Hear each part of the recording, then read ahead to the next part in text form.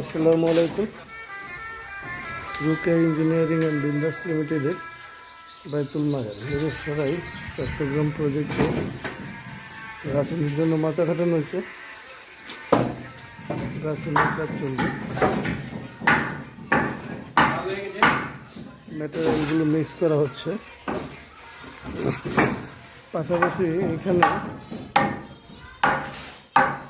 ফলসাদ এবং লিন্ডারের জন্য কাঠ ভাঁজগুলোকে প্রস্তুত করা হচ্ছে।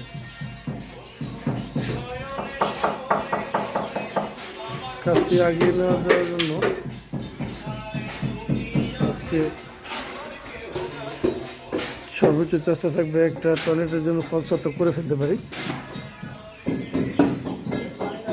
সকালবেলা সিলিংয়ে এবং গাছনিতে কিউরিংয়ের জন্য পানি খাওয়ানো হয়েছে। প্রতিটা রুমে দেখে